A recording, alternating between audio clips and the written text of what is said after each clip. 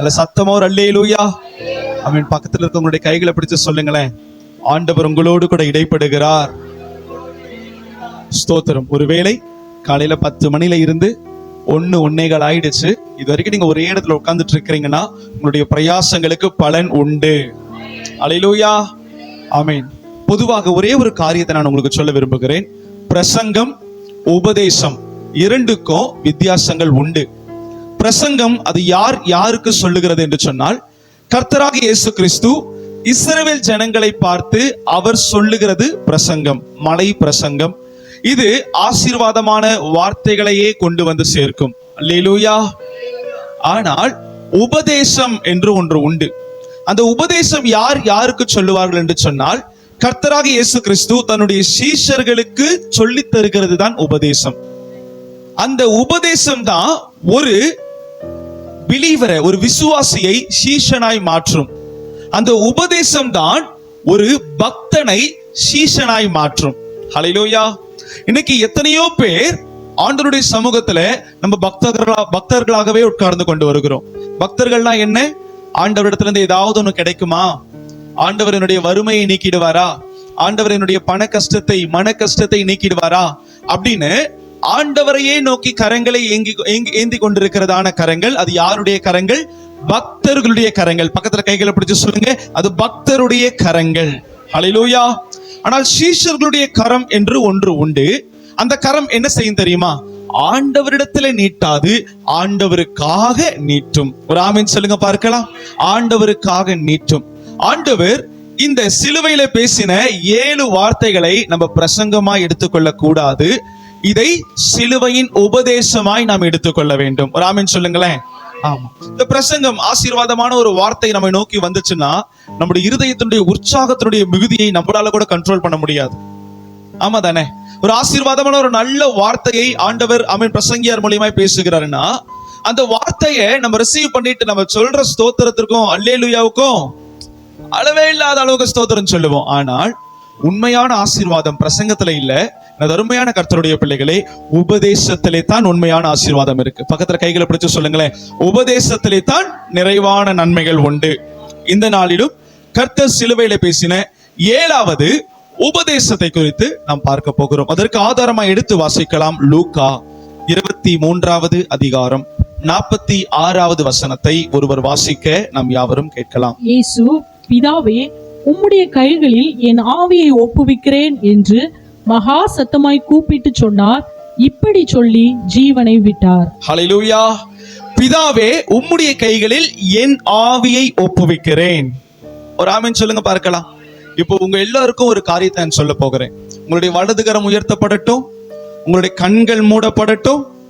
இந்த 7வது வார்த்தையை நீங்கள் உங்களுடைய வாழ்க்கையாய் மாற்ற போறீங்க. சொல்லுங்க, பிதாவே, உம்முடைய கைகளில் என் ஆவியை ஒப்பு கொடுக்கிறேன். பிதாவே, உம்முடைய கைகளில் என்னுடைய ஆவியை ஒப்பு கொடுக்கிறேன்.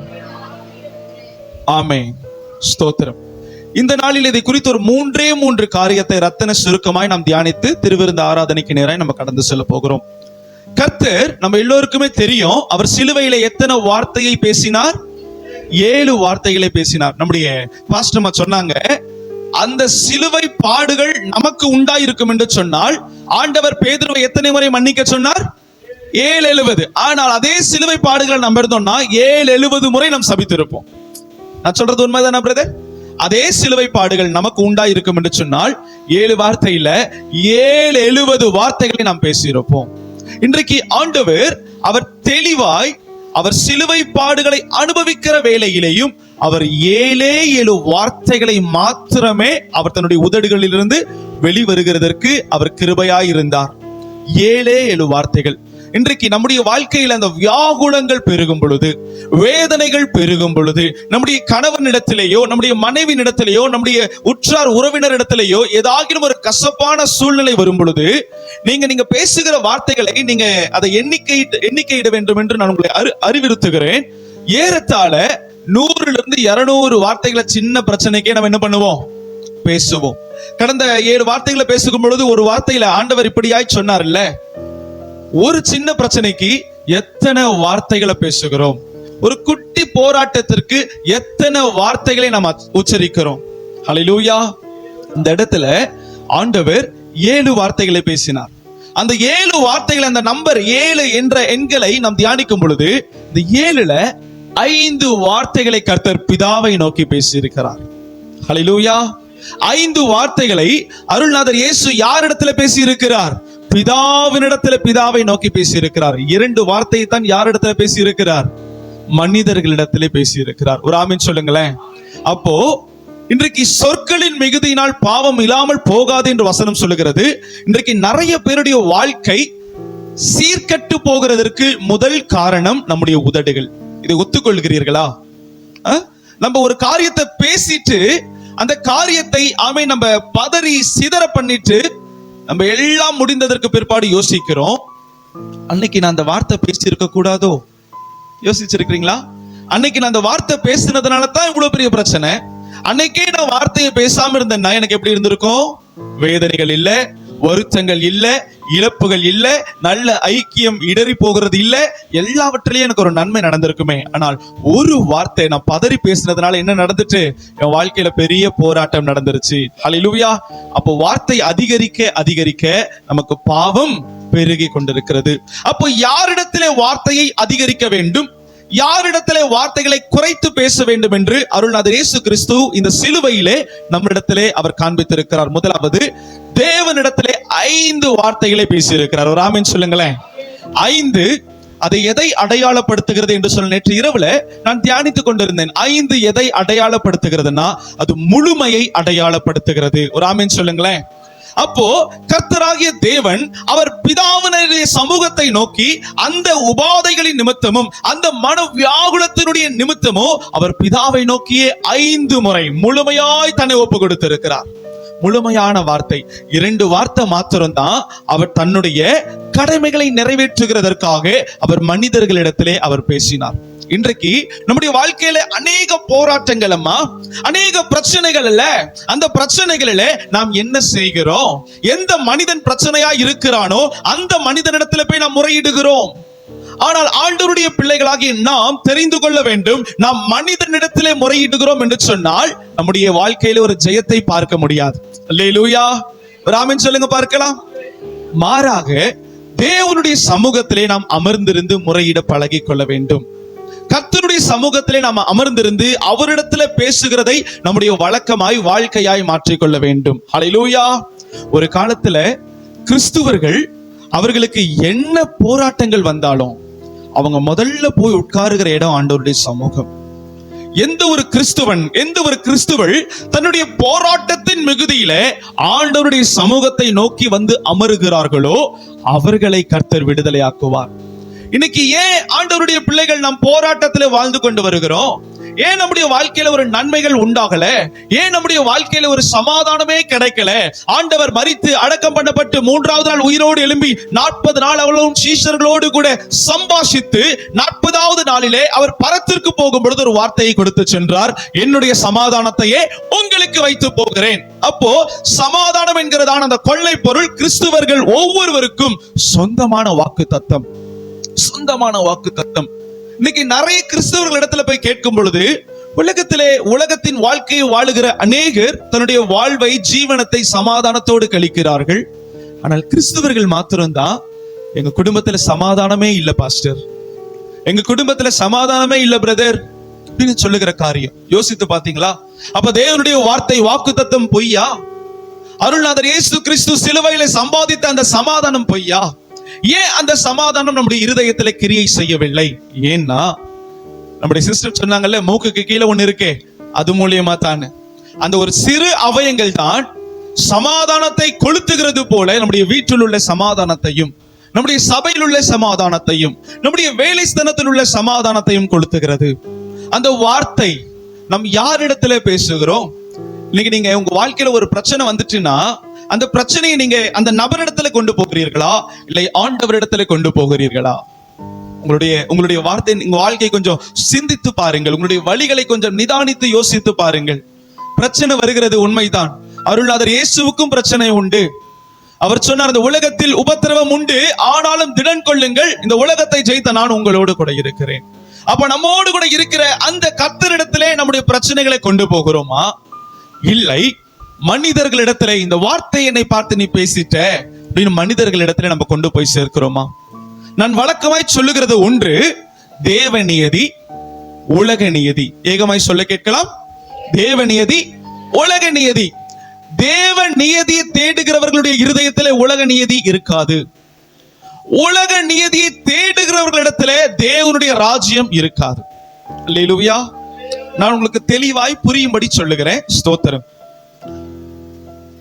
ஒரு நபர் நம்மளிடத்தில் ஏதாகிலும் ஒரு காரியத்தை செய்து நம்மை மனமடிவாக்கி விட்டார் என்று சொன்னால், உலக பிரகாரமாய் அந்த மனிதனிடத்திலே, அந்த நபரிடத்திலே போய் ஏன் இப்படி செஞ்சீங்க அப்படின்னு சொல்லுகிறது, கேட்கிறது உலக நீதி.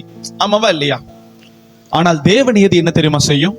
ஒரு மனிதர் நமக்கு எதிராய் துரோகம் செய்து விட்டார் என்று சொன்னால், முதல்ல ஆண்டவருடைய சமூகத்திற்கு போய் ஆண்டவரிடத்துல, ஆண்டவரே இன்ன காரியம் நடந்துட்டு என்னுடைய இருதயத்துல சமாதானம் இல்ல, என் இருதயத்துல நீங்க சமாதானத்தை கொடுங்கப்பா அப்படின்னு ஆண்டவரிடத்துல விசாரிக்கிற ஒரு இருதயம், அது தேவ நியதிக்கு ஏதுவாய் இருக்கிறது.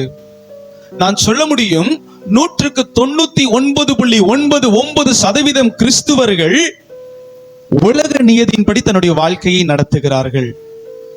உலக நியதியின்படி தன்னுடைய வாழ்க்கையை நடத்துகிறார்கள். இன்றைக்கு உலக நியதி சபைக்குள்ள கலந்துட்டு, எங்க கலந்துட்டு?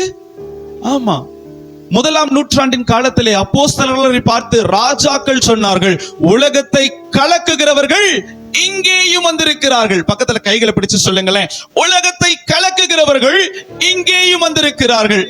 1ஆவது நூற்றாண்டின் கிறிஸ்தவர்களை பார்த்து இப்படியாய் சொல்லப்பட்டது. ஆனால் இப்போ உலகத்தோடு கூட கலந்திருக்கிறவர்கள் இங்கேயும் வந்திருக்கிறார்கள். உலக பாவத்தை துணிகரமாய் செய்கிற மனிதர்கள் இங்கேயும் வந்திருக்கிறார்கள். ரட்சிக்கப்பட்டவர்களுக்கும் ரட்சிக்கப்படாதவர்களுக்கும் வித்தியாசம் உண்டு 1ஆவது நூற்றாண்டின் காலத்துல. ஆனா இப்போ ரட்சிக்கப்பட்டவர்களும் சரி, ரட்சிக்கப்படாதவர்களும் சரி, ஏகமாய் தன்னுடைய வாழ்க்கையை நடத்தி கொண்டிருக்கிறார்கள். ரட்சிக்கப்படாதவர்கள் ஓட்டுக்காக பணம் வாங்குறான். ஆனா ரட்சிக்கப்பட்டவன் ஓட்டுக்கு பணம் கொடுக்கிறதுக்கு அவன் லைன்ல நிக்கிறான். ஏன்னா நானும் இந்த கட்சியில ஒரு உறுப்பினராக இருக்கிறேன். ஹல்லேலூயா. இன்னைக்கு எந்த ஒரு நபர் ஓட்டுக்கு நான் பணம் வாங்க மாட்டேன், நான் கிறிஸ்துவன் அப்படின்னு நீங்க சொல்றீங்க, நீங்க மட்டும்தான் தகுதி உள்ளவர்கள் தேசத்தின் எழுப்புதலுக்காக ஜெபிக்கிறதற்கு. அப்ப ஓட்டுக்கு 2000 ரூபாய் வாங்கிட்டு இந்த இடத்துல வந்து ஆண்டவரே தேசத்தை ரட்சின்னு சொன்னீங்கன்னா ஆண்டவர் என்ன செய்வார்? ஒரு ஆமென் சொல்லுங்க பார்க்கலாம். ஹல்லேலூயா. ஆமாமா, நம்ம தேவ நியதியும் உலக நியதியும் ஒன்றாய் அணிந்து கொண்டிருக்கிறோம். இது வாழ்க்கை இல்ல. இன்னைக்கு சபைக்குள்ள நம்ம உலக நியதி புகுத்து விடக் கூடாது. அப்போ தேவ நியதி, ஆண்டவர் அங்கீகரித்து வைத்திருக்கிற ஒரு நபர், அவருடைய மந்தைகளை கர்த்தருக்கு நேராக நடத்துகிறது தேவ நியதி. ஆனால் உலக நியதி, இவர் யாரு என்ன கேட்கிறதுக்கு? அல்லேலூயா. சொல்லுங்களேன், கலந்து இருக்கிறோம். தேவ நீதியும் உலக நீதி கலந்து இருக்குதுமா கிறிஸ்துவத்துல. இன்னைக்கு ஆபீஸ்ல போறோம், ஆபீஸ்க்கு போயிட்டு லேட்டா வந்துட்டு உங்க முதலாளி கேக்குற, ஏன் தம்பி லேட்டு? கையை கட்டிட்டு நிக்கிறோம். ஏன் என்ன ஆயிரும்? சோறு இல்லாம போயிரும். உன் வயித்தை பாதுகாக்கிறதுக்காக, வயித்தை ஆற்றுகிறதற்காக நம்ம என்ன செய்கிறோம்? கையை கட்டி நிக்கிறோம். 60-70 வருஷம் தான் இங்க வாழுவேன், முடிச்சிட்டு எங்க போகணும்? தேவ நீதியை பாதுகாக்க போகணும். ஹல்லேலூயா. இங்க எப்படி வாழ்றோமோ இந்த வாழ்க்கையை அங்கீகரித்து தான் ஆண்டவர் என்ன செய்வார்? பரலோகத்தின் நிச்சயத்தை நமக்கு தருவார். இப்ப இந்த இடத்துல நமக்கு தெரிய மாட்டேங்குது, நம்ம எந்த இடத்துக்கு வந்திருக்கிறோம், வந்ததற்கான நோக்கம் என்ன? சபைக்கு வர்றதுக்கான நோக்கம் என்னமா? ஒரு காலத்துல சபைக்கு வந்தா சமாதானம் கிடைக்கும், சபைக்கு வந்தா அருள்நாதர் இயேசு பேசுவார், சபைக்கு வந்தா ஆண்டவர் தன்னுடைய போதனையின் மூலியமாய் நடத்துவார். நான் அங்கங்க தவறான பாதையில நடந்துட்டு இருந்தேன்னா சபைக்கு வந்தார், போதகர் மூலியமாய் ஆண்டவர் கண்டித்து உணர்த்துவார். அந்த வார்த்தையை கேட்கிறதற்கு சபைக்கு வருகிற மக்கள் குறைந்து போய், சபைக்கு வந்தா தலைவலி போகும், சபைக்கு வந்தால் மூட்டு வலி போகும், சபைக்கு வந்தால் பலவீனங்கள் போகும், சபைக்கு வந்தால் ஆசீர்வாதம் வரும், சபைக்கு வந்தா வேலை கிடைக்கும் அப்படின்னு உலக நீதிக்காக தேவனை தேடுகிற கூட்டம் சபையிலே பெருகி இருக்கிறது. ஹல்லேலூயா, ஹல்லேலூயா.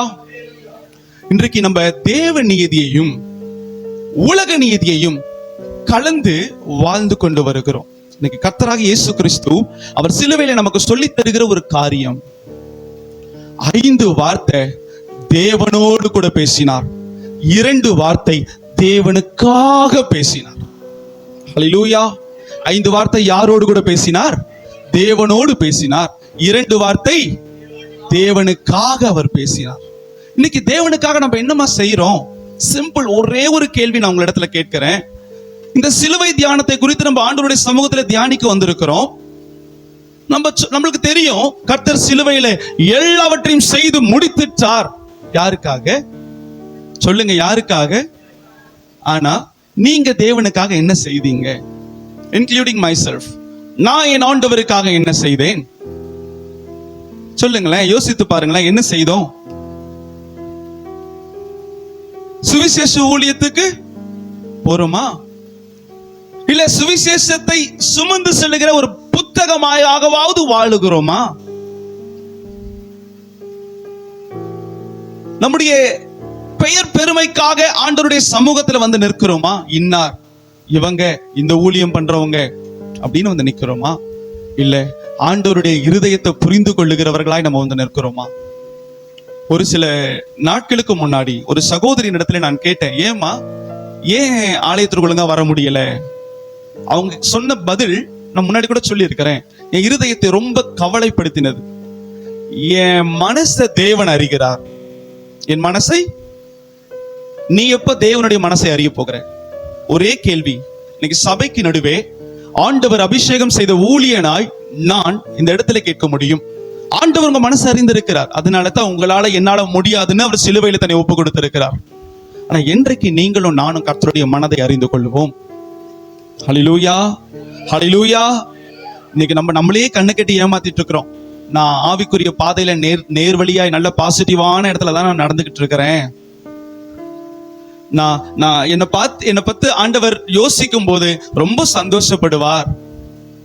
நீங்க யோசிங்களேன், ஆண்டவர் சமூகத்தில் உட்கார்ந்து யோசிங்க. உங்களுடைய வாழ்க்கை ஆண்டவருக்கு உண்மையாகவே கனி கொடுக்கிற ஒரு வாழ்க்கையா இருக்கா? உங்க வாழ்க்கை ஆண்டவருக்கு பிரியமான ஒரு ஏறுமுகமான ஆவிக்குரிய ஆசீர்வாதங்களை பெற்றுக்கொள்ளுகிற ஒரு நோக்கத்துல தான் நீங்க இருக்கிறீங்களா? உங்களுடைய குடும்பத்தாரை நீங்க அப்படிதான் நடத்துறீங்களா? ஹல்லேலூயா. ஒரு காலத்துல சபை எப்படிப்பட்டதா இருந்துட்டுன்னா, ஆண்டவருடைய வார்த்தை பிரசங்கிக்கப்படுகிற வார்த்தையை வாங்கி கொண்டு வீட்டுல போய் என்ன செய்வாங்களாம்? குடும்பமாய் உட்கார்ந்து இந்த வார்த்தை இப்படி சொல்லுதுப்பா, இந்த வார்த்தை இப்படி சொல்லுது, இந்த வார்த்தை இப்படி எல்லாம் பண்ண இப்படி எல்லாம் ஆசீர்வாதம் போல இருக்குன்னு சொல்லிட்டு அந்த வார்த்தையை குறித்து என்ன செய்வோம்? பேசுவோம். ஆனா இப்போ வருகிற நாட்கள்ல சபை எப்படி போயிட்டு இருக்குன்னா, போதகர் இப்படி பேசிட்டாரே. அல்லேலூயா. முதலாவது சிலுவையிலே அவர் தேவ நீதியை விளங்க பண்ணினார். இன்னைக்கு ஒரு கிறிஸ்துவன் தேவ நீதியை நாம் விளங்க பண்ணணும். மறுபடியும் சொல்றேன், சபை இது உலக நீதி கிடையாது. உலக பிரகாரமாய் பார்க்கும் பொழுது பைத்தியக்காரத்தனமாய் தோன்றும். சிலுவை குடித்ததான உபதேசம் உலக பிரகாரமாய் பைத்தியமாய் தோன்றுகிறது என்று என் அருள்நாதர் இயேசுவே சொல்லி இருக்கிறார். என்ன இப்படி எல்லாம் பண்றாங்களே, என்ன இவ்வளவு ஸ்ட்ரிக்டா சர்ச்ல? நான் சொல்லுவேன், நம்மளுடைய மூதாதையர்களாய் இருந்ததான ஊழியக்காரர்கள் அவர்கள் சத்தியத்துல நிலைச்சு நின்னதுனால தான் ஏதோ கொஞ்சமாவது கிறிஸ்துவம் உடம்புல ஒட்டிக்கிட்டு இருக்கு. நான் சொல்றது புரியுதா உங்களுக்கு? சொல்றது புரியுதா? எத்தனையோ மகிமையான ஊழியக்காரர்கள் தன்னுடைய ஓட்டத்தை கிறிஸ்துவிற்கு பிரியமாய் ஓடி முடித்துட்டாங்க. அதனால தான் கிறிஸ்துவம் இந்த நாள் வரைக்குமாவது கடத்தப்பட்டுட்டு வந்திருக்கு. அவங்க அந்த நாள்லயே அவங்க தவறி இருந்தாங்கன்னா, இந்த நாட்கள்ல கிறிஸ்துவம்னா, இப்போ நம்ம இந்தியால புத்த மதம்னா என்னன்னு தெரியுமா? குறைஞ்சு ஒரு மாதிரி டைல்யூட் ஆயிட்டு, அது போல டைல்யூட் ஆயிடும். ஹல்லேலூயா. அதனால தேவ நீதியை நாம் நிறைவேற்ற வேண்டும். ஆமென் சொல்லுங்களேன். முதலாவது, கிறிஸ்து சிலுவையிலே 100% தேவ நீதியை மாத்திரமே நிறைவேற்றினார். இரண்டாவது, எடுத்து வாசிக்கலாம். பிரசங்கி 7வது அதிகாரம் 8வது வசனம். ஆண்டவர் சொல்லுகிறார், ஒரு காரியத்தின் துவக்கத்தை பார்க்கிலும் அதனுடைய முடிவு நல்லது. இன்னைக்கு நம்மளுடைய பிள்ளைகளை எக்ஸாமுக்கு அனுப்புவோம்.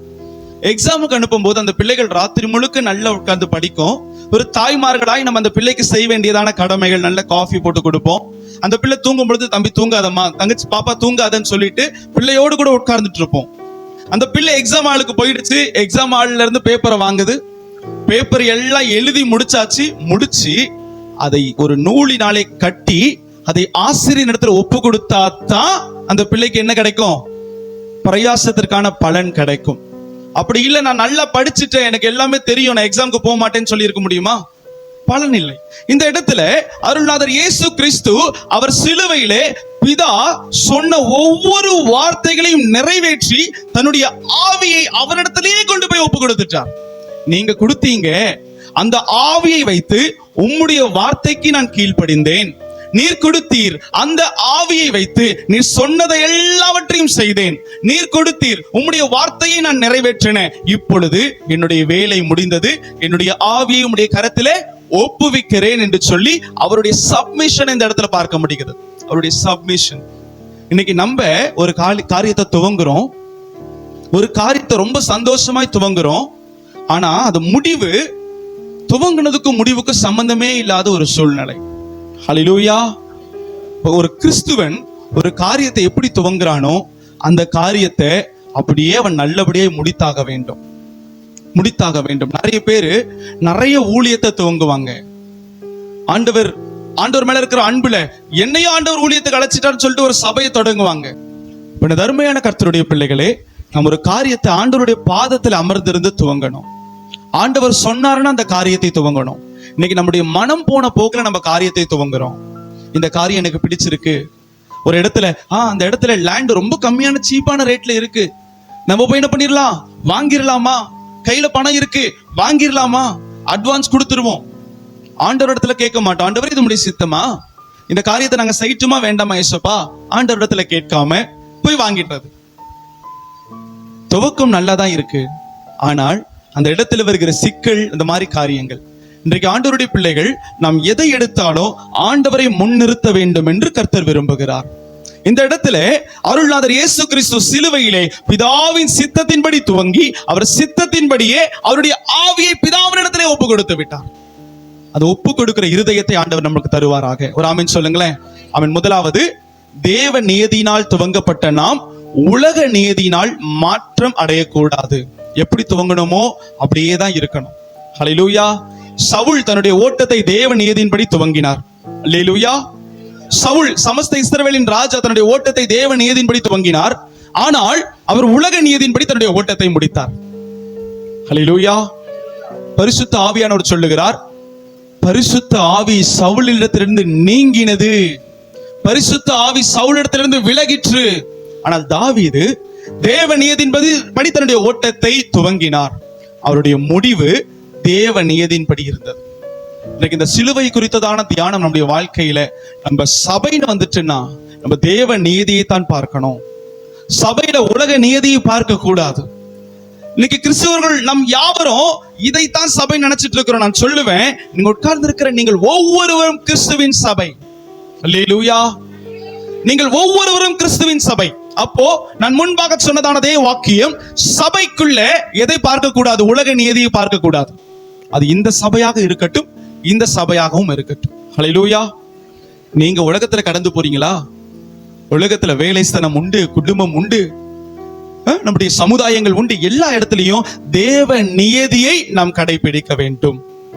அந்த தேவ நீதியை கடைபிடிக்கிறவர்களை தான் ஆண்டவர் மறுபடியுமாய் அழைத்து கொண்டு போவதற்கு அவர் தீவிரித்து வருவார், தூதர்களோடு கூட. ஹல்லேலூயா. சரி, இன்னைக்கு ஒரே ஒரு காரியம் தான் இந்த 7வது வார்த்தையில நம்ம கத்துக்க போகிறோம். என்ன காரியம்? தேவ நீதி. எல்லாரும் ஏகமாய் சொல்ல கேட்கலாம். தேவ நியதி. சபைக்குள்ள உலக நீதி வரக்கூடாது. ஆரோனுடைய பிள்ளைகள் அந்நிய அக்கினியை சபைக்குள்ள கொண்டு வந்தார்கள் என்று வேதம் சொல்லுகிறது. அது நிமித்தம் கர்த்தருடைய ஆவியானவர் அவர்களை அடித்தார் என்று சொல்லப்படுகிறது. இன்னைக்கு அந்நிய அக்கினி, தேவ நியதி இல்லாத மற்ற பிற நியதிகளை நம்ம என்ன செய்யக்கூடாது, சபைக்குள்ள கொண்டு வரக்கூடாது. தயவாய் கேட்கிறேன் அருமையான கர்த்தருடைய பிள்ளைகளே, ஆண்டவர் எனக்கு கொடுத்ததானே ஒரு நல்ல சபை, இந்த சபையில நீங்க 99% கர்த்தருக்கு பிரியமான ஒரு வாழ்க்கையை வாழ்ந்து கொண்டு வருகிறீர்கள். ஆனால் ஒரு சில இடத்துல நீங்க தேவ நியதை விட்டு உலக நியதியை நோக்கி பார்க்கிறீர்கள். அது ஆண்டவருக்கு பிரியமான ஒரு காரியமும் இல்லை, ஆரோக்கியமான ஒரு கிறிஸ்துவ வாழ்க்கையும் இல்லை. ஹல்லேலூயா. இப்ப நம்ம ஜெபிக்க போகிறோம். இயேசுப்பா, நான் சபையில என் குடும்பத்துல, என் சமுதாயத்துல நான் தேவ நீதியை கடைபிடிக்கணும் அப்படின்னு நம்ம ஜெபிக்கலாமா?